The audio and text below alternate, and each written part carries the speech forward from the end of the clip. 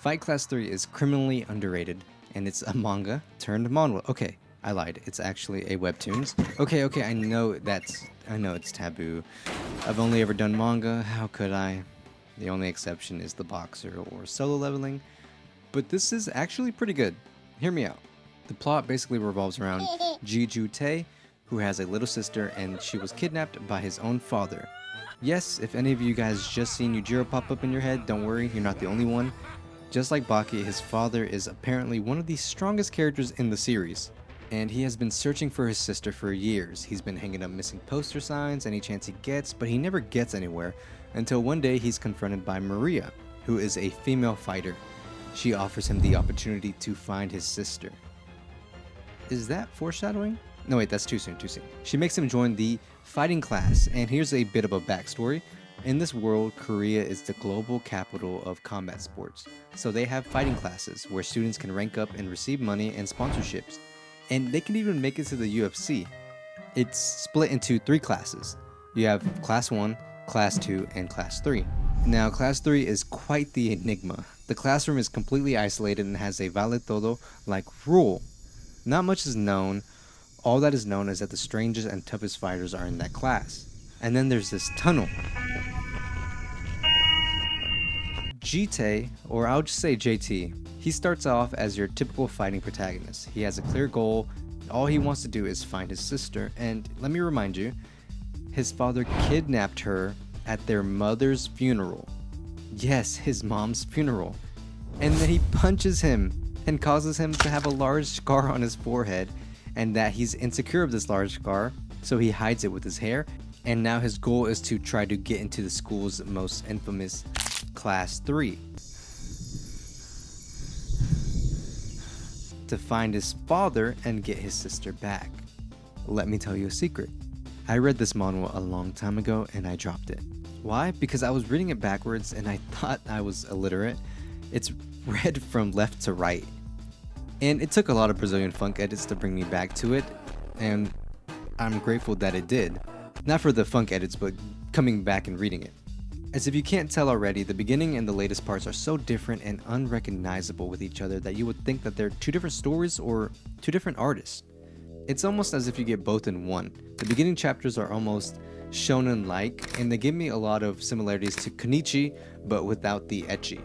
And then the later parts remind you of Kengan Ashura, but just with Ryan as the main character. This author is on something, and this series does a crazy good job at everything. It really does, and it's pretty inspiring in some sick, twisted ways.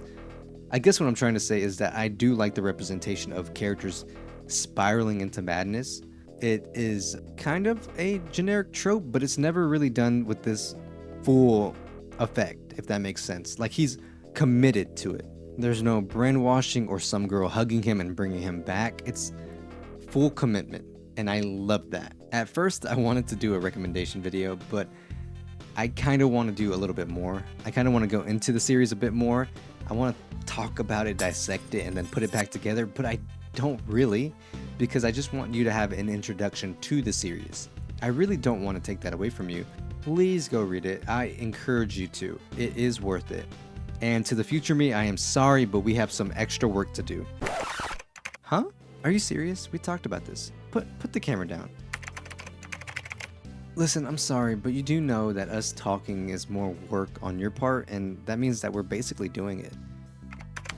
Sorry about that, everyone. Now, if you expect me to talk about Nietzsche and becoming an Ubermensch, then you have the wrong video. Where did this guy come from? I did notice while reading that a lot of fans and readers argue about a particular subject, and that subject obviously being JT, and how abrupt his transformation is. You see these 2 panels and think, how did that even happen?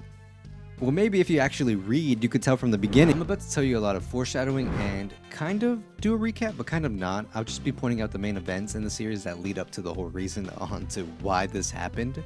So again, I won't be giving every little detail here and there. I'll just be pointing out the main events that happen. For starters, JT hates violence because of what happened at his mom's funeral. Maria decided to teach him, but there's only so much she can do. She teaches him jujitsu, which is pretty accurate for the most part. But later on, he forgets all about that. Kind of, but kind of not. In his first fight, we see glimpses of how JT truly feels. He's angry with himself. He hates himself and he's ashamed of being so weak. He has this rage whenever he fights. We see it when Maria brings it up. He also has a special instinct that he inherited from his father, a keen eye making him able to dodge incoming attacks, and by no means is it a cop-out for him to win fights. A bit of a spoiler, but JT loses the fight and Maria finds out the opponent was secretly watching them. So, she beats him, and JT tells her to stop, and she continues to beat him. And JT says this isn't the right kind of justice. I just don't want anyone to sacrifice himself for me. My sister is just as precious like everyone else. Sunbae is also important to someone. I'm in a situation where I can clearly see what's right and what's wrong. This one-sided violence is just unacceptable, even if I die. And even though he lost the fight, they made an exception and allowed him to join the fighting class. Then come the ranking matches, which is just a tournament arc. He ends up getting matched up with Kwon Tae-young, a girl. And during this match, JT starts to think, this is a real fight. It doesn't fit me at all. Why the hell are you doing this? Is hitting people fun? Does it feel good when you lie down too? Maybe fighting is a social activity for the mentally ill people. I'm so tired that I'm getting really irritated. We get to see truly how outmatched JT is. Compared to everybody else, he is so much weaker. Everything you see now will come in later. These are all the hints that were being built up for ages. JT likes martial arts, but he fears violence. He's a traumatized person, and every time he improves as a fighter, you see his real self come out. After the rankings are done, JT's friend, OK Dong, ends up being bullied from a misunderstanding. And by the looks of it, this is actually really crazy with no context, but it's a misunderstanding. You just have to trust me. These people end up extorting him and taking his camera and, like typical fashion, beat him. But we will get back to him later. The second round of the ranking matches start, so JT is focused on watching each match. The fights are pretty creative. We see all kinds of martial arts, and we see capoeira, we see taekyon, kickboxing, all kinds of different fighters and techniques. We also see the advantages and disadvantages of weight classes and gender differences. Ji-yeon ends up finding out about OK Dong being bullied. Ji-yeon is actually a childhood friend of JT. I forgot to mention her. Sorry about that. And then we see JT sparring. After the spar, the coach comes up to him and tells him, your reaction is really good. Yeah, I can't feel your fighting spirit. It doesn't mean that you're not trying or being insincere. It's good, everything's good, but in this place, you need to have that desire to beat your opponents because the resolve determines the outcome. By any chance, are you afraid of getting hit and also hitting back? Am I right? It's obvious, but fighting isn't violence. It's training. You have to knock down your opponent, but in the end, you're fighting yourself, right? If it's difficult, try to use some of that anger. Controlled anger is pretty powerful. Later that night, JT and Maria are studying martial arts, and I haven't mentioned this, and if you're interested in reading, by all means, go read it and come back. Or actually don't. You should just finish this video and then go. Okay, anyways, it's obvious. It happens in the first 10 chapters. Maria wants to also find JT's dad because he's not a good person, and they end up sharing a room. Some stuff happened, and that's how it ended up. That's the context. Hopefully I'm doing a good job. And Maria, she also has a lot of issues and her own problems to deal with. The next day, Ji-yeon ends up following OK Dong and finds out the truth. So she calls JT for help. This is a change in the body caused by anger. Adrenaline is released from the adrenal glands, and it's 10 times more the amount of air needed for breathing. The digestive function is temporarily paralyzed, the blood vessel dilate, the face becomes stiff, and the mouth falls open. In other words, your anger boils over you and your organs turn inside out.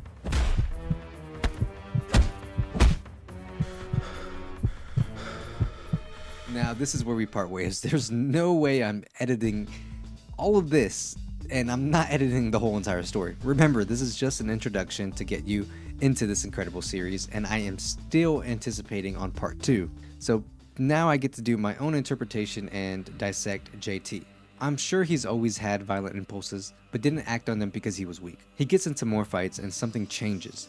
Despite how many friends he has made in fight class and how he is gradually learning to appreciate fighting, there is that undeniable reality that he is still weak. JT wasn't really looking for his sister. Certainly he put up posters and was angered when Maria mentioned her, but he wasn't looking for his father's location. He didn't know anything, and we secretly know that he was okay with that. It was Maria's persuasive efforts that convinced him to leave his life behind, and all she did was mention his sister. And then when another fight happens, he begins to doubt himself and wonders if this is what he wants. And then he turns to Maria for guidance, only to be met with disdain and disgust.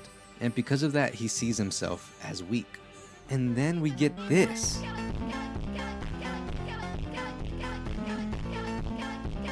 What was I even talking about? This story is crazy. During this time, I started to realize that this happens all the time in reality. Some of us may be having fun, playing, or sleeping, while others are struggling and training and being mentally abused by a cool lady. Even as you watch this video, it could be happening and we're unaware of it. This is exactly what happens to JT, which is why so many people wonder, why does he look so different? This cannot be the same series. What happened to him? Again, imagine being a child when your terrible father arrives, not to pay condolences, but to abduct your sister and beat you while he's doing that. Now you're traumatized and you despise violence, but you decided to practice it because it's the only way to find your sister. So then you start picking fights with random guys to gain experience and you get beaten up. And the person you thought was your friend tells you that you suck and can't lock in? Yeah, I'll go insane too. And this is all before the tunnel. He's still going? You know what? I don't even want to talk about the tunnel anymore. What most people don't understand about the change is that it occurs when people are subjected to a lot of trauma in a short period. They create a very violent character to confront their environment around them. It's almost a survival instinct, but it becomes increasingly difficult for them to turn it off. In my eyes, he is too far gone, and it's all because of this girl. She, to me, is really the true villain, and it was always in plain view, and we were all dumb and couldn't see it. Don't you feel guilty about what happened to your opponent? Guilty? Did I do something wrong? His left eye fractured is accompanied by optic nerve damage, which can possibly make him blind. His left arm is also in a serious condition. Don't you feel guilty? No. It's possible that Young-Joon might not be able to fight again. Do you really not feel guilty about this at all? I know the intent of this question, but aren't you mistaking the Reiki match as self-defense? All martial arts are based on killing. We're always preparing for the worst inside the octagon fighting. It's just that dangerous and gruesome of a sport. I wouldn't blame anyone even if it happened to me on the other side. I don't feel guilty. This is the same girl who JT put all his faith in. So JT, who was already at his lowest point, most likely traumatized by his broken nose, probably thought a lot about himself when he was in that hospital. So he decided to rebuild his entire personality to be something others wouldn't be happy with, but as long as Maria would be happy with it, he was fine. So Maria, from his perspective, despised the gentle and merciful JT, the person who he was. So what would be the exact opposite? This guy. It's obvious it was no longer that caring, sweet boy who wanted to save his friends from bullies or the man who stands up for others. It was a cold, nasty man who could kill if someone looked at him the wrong way. Someone who would win no matter how dirty or deadly the situation is. And thus, a new man was created. A man who he believed Maria would love. It's crazy how Maria drives him to become like this. There's an obvious reason to why, and it's been hinted at. She's had also been in Fight Class 3. It's been built up with glimpses or flashes, and we can never truly see how insane it is until we get there. Class 2 fights are in a league of their own, but they remain unparalleled to the sheer scale of intensity of Class 3. Another major turning point I want to mention is this. There are no excuses in fighting. Remember that defeat can lead to death beyond humiliation and dishonor.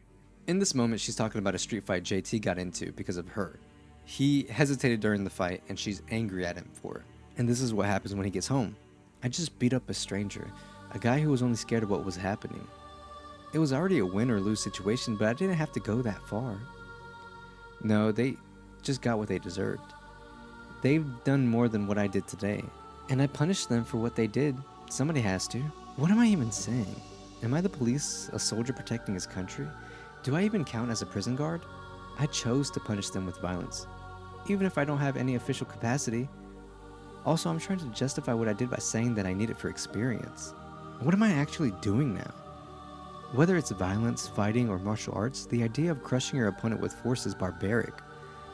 Body training and self-improvement, no matter how much you try to butter it up, martial arts are aimed at destroying other people. Is there anything more pathetic in this day and age than being preoccupied with proving your own strength by brute force? Is getting into Fight Class 3 the only way to find my sister? Even with other options, am I relying on Maria for the wrong reasons? Am I right? It's like the author is doing this on purpose. He knows how the tone of the story is and where it's going, and it's honestly brilliant. Well, of course he knows what he's doing. He's the author. Anyways, if you made it this far, thank you for watching. I highly recommend this series. It's incredible, and it's almost nice to see a different take on your typical shonen protagonist. It's such a crazy and wild ride, so I do recommend that you go and read it. But if you made it this far, I'm grateful to each and every one of you, and I'll see you in the next one.